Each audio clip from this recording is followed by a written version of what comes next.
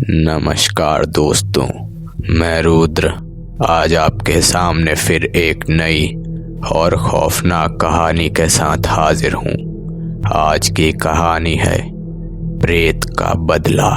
बात उस समय की है जब मंगलापुर गांव के लोगों का उस प्रेत के प्रति डर खत्म होने लगा था।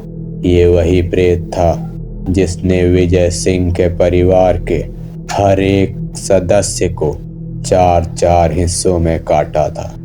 उसके बाद कई परिवार को ऐसे ही मौत के घाट उतारता चला गया था। दरअसल विजय सिंह, जो कि उस गांव के मुखिया थे, उनकी एक गलती ने उनके साथ कई परिवार को मौत की नींद सुला दी। ये घटना आज से 16 साल पहले की है, जब विजय सिंह अपने हिस्से की जमीन के लिए अपने भाई से केस लड़ रहे थे। ये केस 2 साल तक चला। आखिर में विजय सिंह को अपनी जमीन वापस मिल गई, मगर विजय सिंह अब अपने भाई की जमीन भी हथियाना चाहते थे। कई कोशिश करने के बाद भी उन्हें वो जमीन नहीं मिली। आखिर में उन्होंने अपने भाई के विरोध में केस कर दिया और पूरे गांव वालों को अपनी तरफ करके अपने भाई से जमीन हड़प ली। उसी रात उनका भाई उनके घर आता है, रोते रोते हाथ जोड़ते हुए उनसे जमीन वापस करने की भीख मांगता है। लेकिन विजय सिंह को जरा भी दया नहीं आती है। उन्होंने उसे धक्का देते हुए घर से निकालने की कोशिश की, मगर गुस्से में आकर उनके भाई ने उनके ऊपर हमला कर दिया। हमला होते ही वो थोड़ा डर गए। उनका भाई बिना सोचे समझे बस हाथ चलाता जा रहा था। विजय सिंह ने दरवाजे के पीछे रखे हुए डंडे से अपने भाई के सर पे मारा, जिसे लगते ही उसका सर फट गया और वो वहीं मर गया। वो नीचे गिर पड़ा।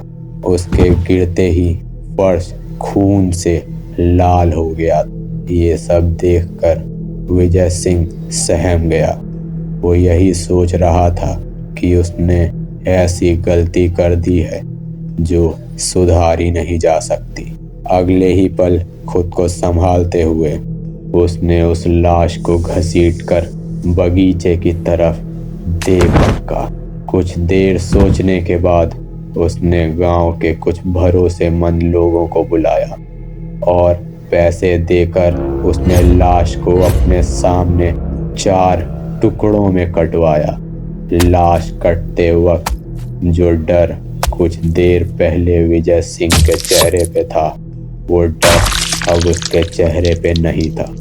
मानो जैसे विजय सिंह को अपनी गलती पर कोई पछतावा ना हो।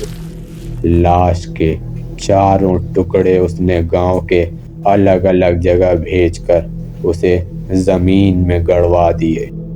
इस बात को 4 दिन बीत गए। अगले दिन विजय सिंह और उसका परिवार उसी जमीन की पूजा करने गए जिसे उसने अपने भाई से हड़पा था। पूजा खत्म होने के बाद विजय सिंह गांव वालों का खाना पीना कराता है।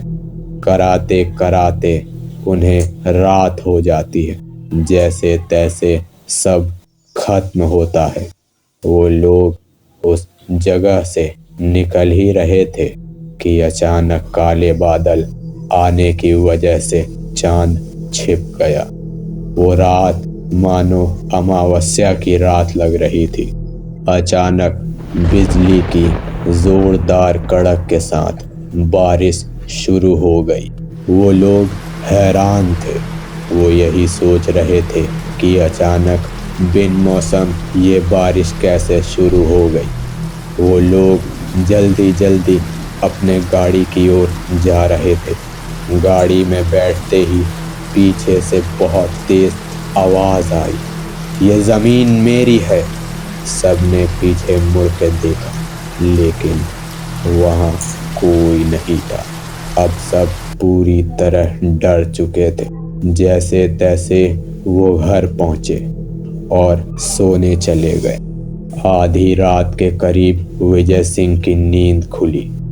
उसे किसी के बड़बड़ाने की आवाज आ रही थी।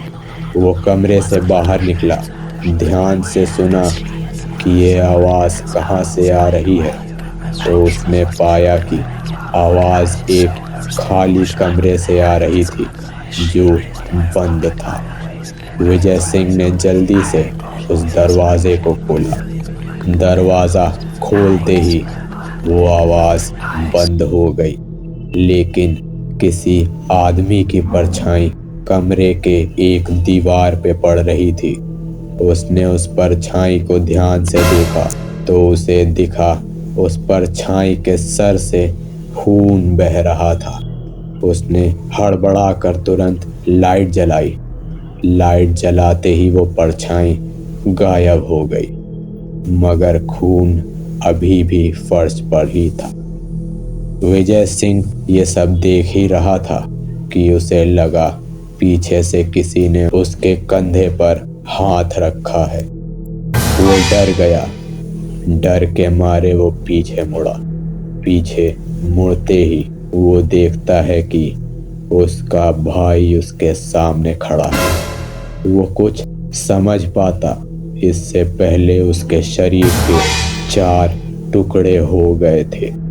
विजय सिंह का भाई अब एक प्रेत बन चुका था।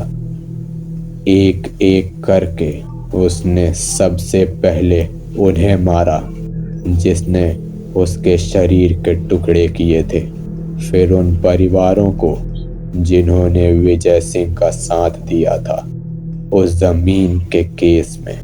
ये सारी मौतें उस प्रेत ने सिर्फ एक रात में करी थी।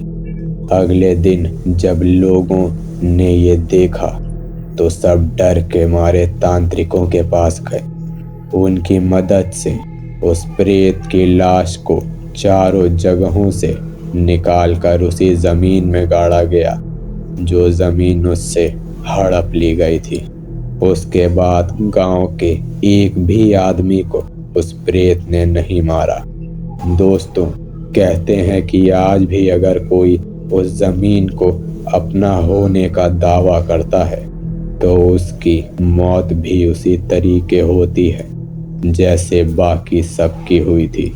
तो दोस्तों, ये थी आज की कहानी। ऐसी ही बेहद डरावनी कहानी सुनने के लिए हमारी वीडियो को लाइक करें और हमारे चैनल को सब्सक्राइब करें। धन्यवाद दोस्तों।